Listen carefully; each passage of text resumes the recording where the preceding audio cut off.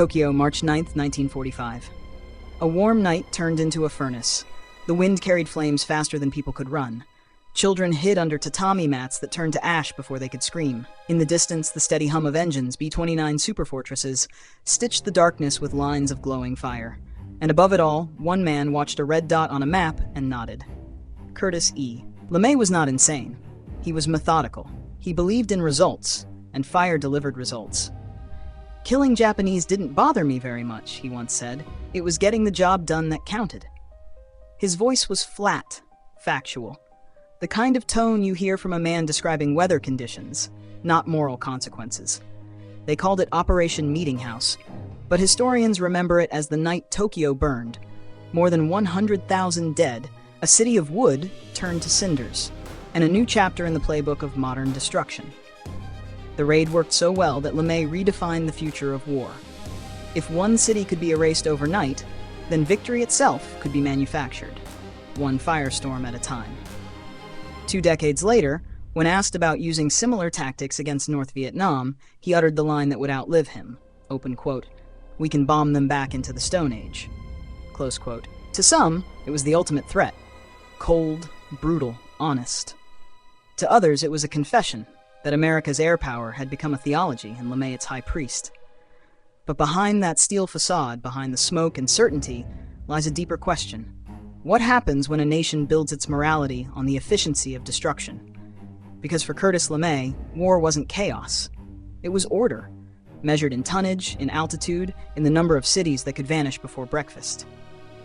And that perhaps is the curse of a man who saw the apocalypse not as horror, but as a checklist. Before the firestorms, before the myth, Curtis Emerson LeMay was just a boy from Columbus, Ohio, son of a coal miner, raised in a house where pragmatism was survival. He was not poetic nor sentimental. He loved machines, equations, and order. While other children dreamed of adventure, LeMay dreamed of control. By the time he entered the U.S. Army Air Corps, aviation was still an art of daredevils, unpredictable, glamorous, occasionally suicidal. LeMay turned it into a science. At flight school, he obsessed over aerodynamics and fuel efficiency.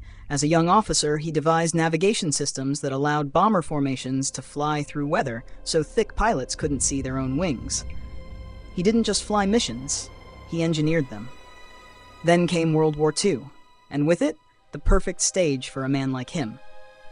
The Allies needed someone who could turn chaos into precision, and LeMay delivered. He commanded B-17 groups over Europe, designing bombing patterns so tight that German cities disappeared from reconnaissance maps. Success came with a price, the first seeds of moral blindness. Each victory was measured in tonnage dropped, not lives lost. In 1944, he was transferred to the Pacific. Japan was different. Wooden cities, narrow streets, a culture that would fight to the death, or so American intelligence insisted. Precision bombing had failed. The weather, the winds, the geography all conspired against accuracy. LeMay studied the problem like a math equation and found his brutal solution: low-altitude incendiary raids using napalm and magnesium. If the enemy hid among civilians, he reasoned, then the city itself was the target. When the first firebombs fell on Tokyo, the results were beyond anything his charts could predict. Entire districts vaporized in minutes. Rivers boiled. Civilians melted into black silhouettes against walls. And yet, LeMay's after-action report was cold, clean, bureaucratic. Mission efficiency exceeded expectations. To Washington, he was a genius.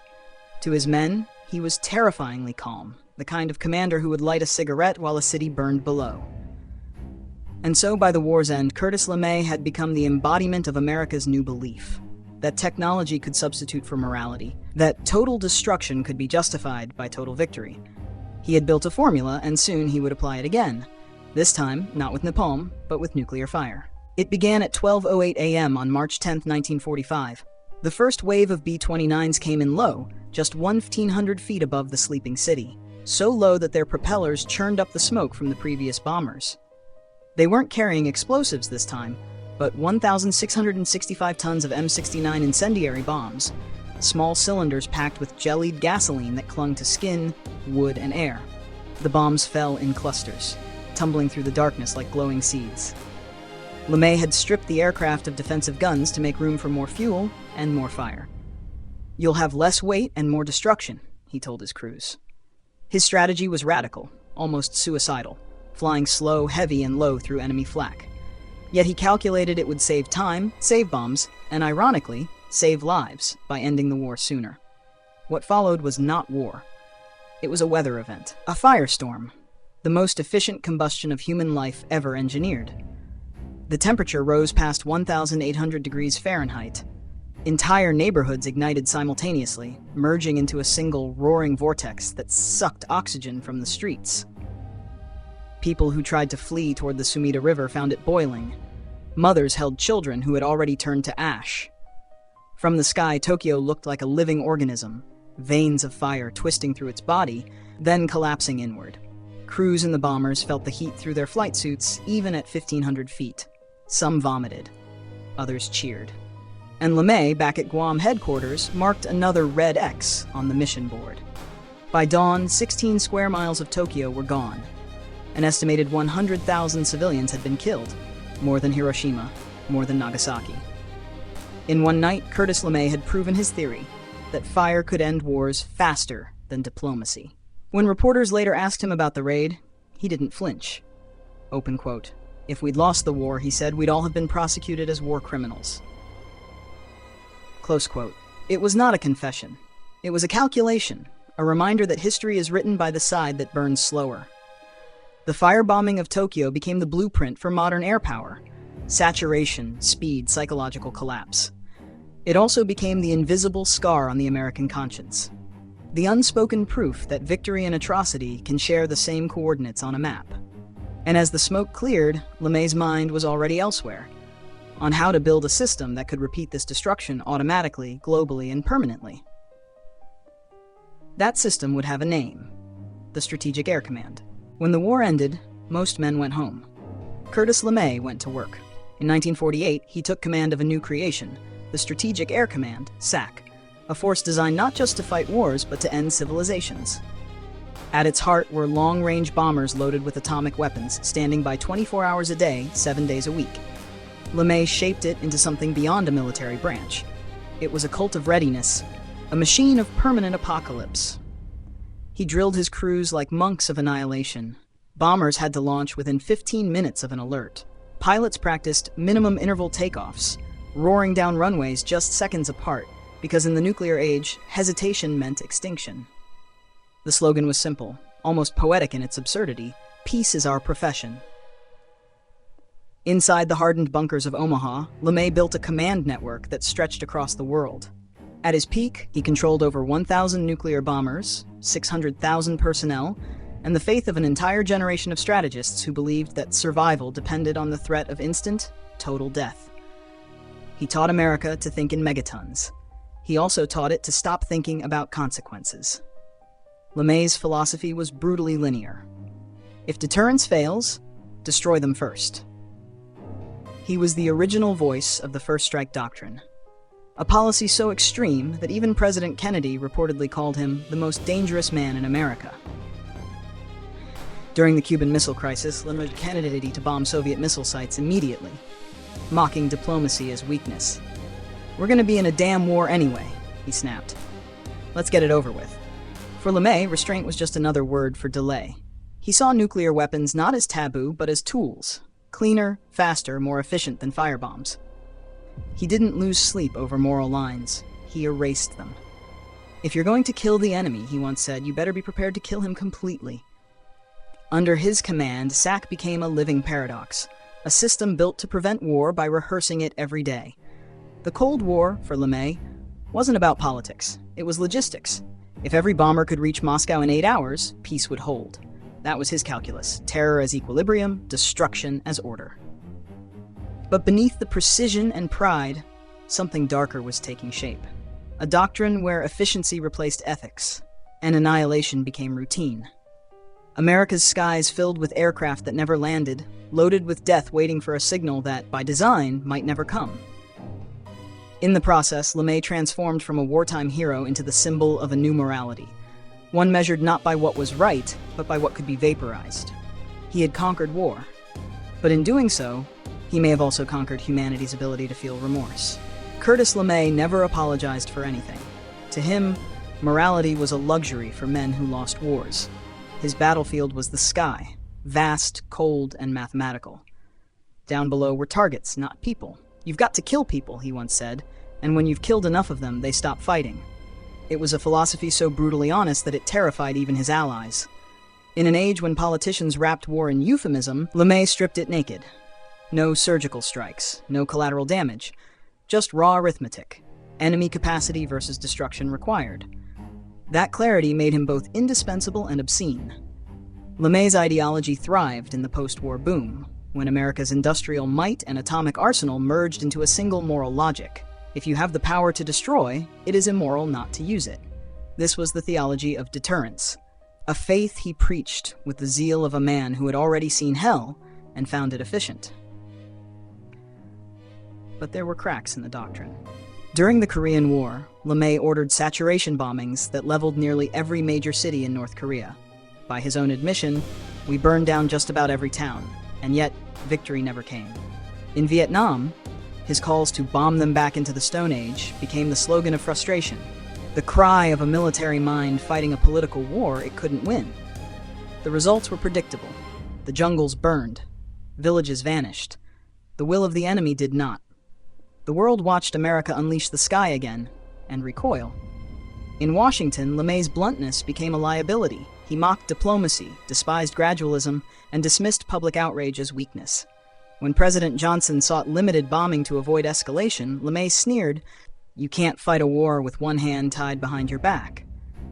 To him, restraint was the disease that killed empires. But somewhere between Hiroshima and Hanoi, the old equations stopped working. Bomb tonnage no longer equaled victory. Technology had outpaced morality, and LeMay's war machine had outpaced reason itself. The irony was cruel. The man who believed in control had built a system that could destroy everything, including the people operating it. The SAC's alert status led to dozens of near misses, false alarms, and accidents that could have erased entire nations in minutes. The logic of deterrence had become a sword balanced on a heartbeat. LeMay saw it as strength. Others saw it as madness, dressed in a uniform. And as the moral debate over civilian bombing deepened, from Tokyo to Pyongyang to Hanoi, historians, philosophers, and soldiers all circled the same question he never answered. Is there such a thing as ethical efficiency in killing? For LeMay, it didn't matter. The mission was always clear. The bomb bay doors were always open. By the late 1960s, the sky that had once obeyed Curtis LeMay began to drift beyond his command. Technology had evolved. Satellites, missiles, computers, and the bomber fleets he once ruled were slowly becoming relics of his own doctrine. But LeMay himself didn't evolve. He dug in, harder, louder, angrier. He retired from the Air Force in 1965, but not quietly. His farewell speech was less an exit and more a warning, a lament that America had gone soft, that politicians had betrayed the iron logic of victory. "We're fighting wars we don't intend to win," he barked, his jaw still locked in that permanent scowl that made even presidents nervous. Yet history was moving on without him. The firestorms of Tokyo had become case studies in moral philosophy. The bombers of SAC were replaced by ICBMs buried under the plains of North Dakota. The apocalypse no longer needed pilots, it just needed a code and a button. Still, LeMay couldn't let go. In 1968, he reappeared. Not in uniform, but in politics. George Wallace, the segregationist governor of Alabama, invited him to run as his vice presidential candidate. It was an unholy alliance, a Southern populist and the godfather of strategic annihilation. LeMay's presence was meant to project strength, but instead it terrified voters. When he spoke casually about using nuclear weapons in Vietnam, even Wallace flinched. The campaign sank under its own madness. After that, LeMay vanished into quiet obscurity, retired to a ranch surrounded by trophies, medals, and the ghosts of the cities he'd erased. He wrote an autobiography that read more like a manual than a confession. He never admitted regret. Not once. He claimed history had misunderstood him, that he was only ever trying to shorten wars, to save lives by ending them faster. But the numbers never agreed. The cities never agreed. By the time he died in 1990, America had built entire museums around the weapons he pioneered. War memorials filled with polished bomb casings and silent footage of mushroom clouds. His legacy had become a paradox. The man who kept the peace by preparing for the end of the world. Even now, his fingerprints remain on the logic of modern warfare. The drones, the precision strikes, the collateral damage reports, all are echoes of LeMay's dream, war reduced to engineering. Humanity outsourced to machinery, and yet buried beneath that machinery is a question that refuses to die. Can a man be both protector and destroyer, savior and executioner, and still be human? LeMay never answered. He didn't believe in questions, only results. History remembers generals by the wars they win. Curtis LeMay is remembered by the ones he could have ended forever. His name still hangs like the echo of a siren. The man who built peace out of fear, who measured morality in megatons, who believed that survival required the readiness to destroy everything. In his own way, he succeeded. The United States and the Soviet Union never fired their nuclear weapons at each other. Deterrence held. Civilization survived. But survival is not the same as sanity. LeMay's world was one of absolutes, victory or annihilation, discipline or disaster. And in that rigid geometry, the human cost disappeared. When war becomes an equation, mercy is just an error term. What began as strategy evolved into ideology, the worship of control, the seduction of total certainty. That's the real legacy of Curtis LeMay. Not just the firebombed cities or the nuclear doctrine, but the way of thinking that still lingers in military and political minds today. That every threat can be bombed into silence, that technology can solve morality, that peace can be engineered through terror. Look closely at modern warfare, at drone footage flickering across command screens, at the sterile language of surgical strikes. The tools are different, but the logic is the same. We still draw lines on maps. We still measure success by the absence of resistance, not by the presence of justice. LeMay didn't invent that logic. He simply perfected it. In the end, his greatest enemy wasn't Japan or Russia or even Vietnam. It was time, the slow realization that no empire can bomb its way to moral clarity. His firestorms may have won battles, but they also scorched the very idea of humanity's limits. There's a haunting symmetry in that. The man who wanted to bomb them back into the Stone Age became a symbol of our own regression, proof that progress without conscience is just a more efficient form of barbarism. Curtis LeMay died believing he had protected civilization. But the question his life leaves behind burns hotter than any city he ever set aflame. If destruction is the price of peace, then what exactly is it we're trying to save?